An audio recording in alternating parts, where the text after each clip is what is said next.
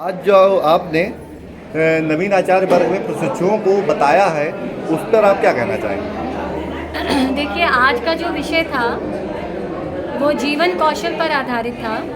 WHO world health organisation में 10 बहुत महत्वपूर्ण जीवन कौशल स्किल्स की बात करी है और उन 10 स्किल्स में सबसे पहला जो स्किल है वो है सेल्फ अवेयरनेस, मतलब आत्म अवलोकन, अपने आप को जानना, अपने बारे में जानना।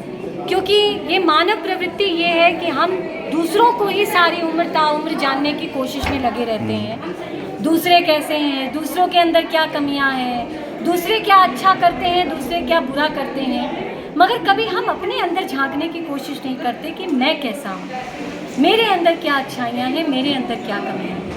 आज हम इंसान, हम मानव जहाँ पर जिस मुकाम पर हैं, जिस भी स्थिति परिस्थिति में है, उसका जो महत्वपूर्ण कारण है वो हमारे विचार हैं, हमारी अपना व्यक्तित्व है जो हमने आज बनाया है। तो ये ज़रूरी है कि हम ये कोशिश करें कि हम अपने बारे में जानने की कोशिश करें।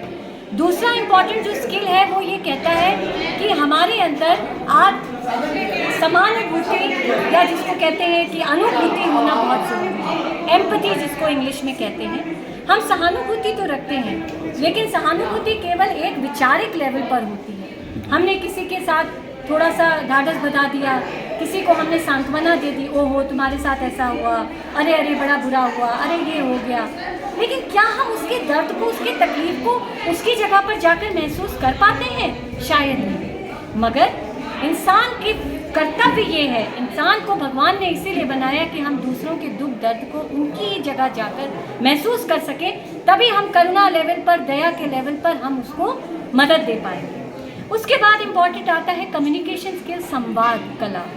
जी, हम सब संवाद करते हैं, कम्युनिकेट करते हैं, मगर इम्पॉर्टेंट क्वेश्चन ये है, सवाल ये है, हम में से कितने लोग प्रभावशाली तरीके से संवाद करते हैं? एक इफ़ेक्टिव कम्युनिकेटर होना बहुत इम्पॉर्टेंट है, और एक इफ़ेक्टिव कम्युनिकेटर वो होता है जो असर्टिव होता है, जो दृढ़ता के साथ अपनी बात को, अपनी भावनाओं को आत्मविश्वास के साथ कहना जानता है, बोलना जानता है, व्यक्त करना जानता है।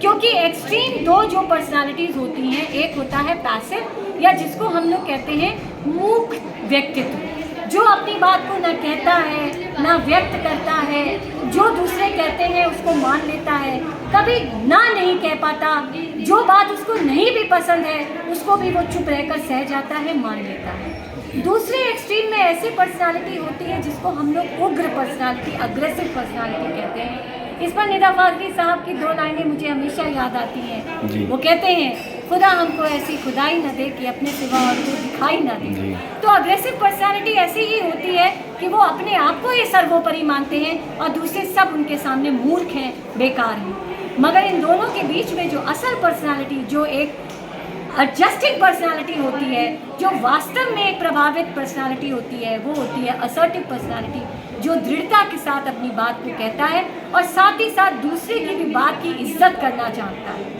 इसके साथ अपने इमोशंस को, अपनी भावनाओं को, हम अपने तनाव को कैसे मैनेज करें, कैसे हम उसमें बैलेंस बनाएं, ये भी एक महत्वपूर्ण कला है जो आज इस प्रशिक्षण कार्यशाला में हमने नवीन जो शिक्षक हैं, आचार्य हैं, उनको हमने प्रदान करने की कोशिश करी। बहुत बहुत धन्यवाद चैनल से जुड़ने के लिए।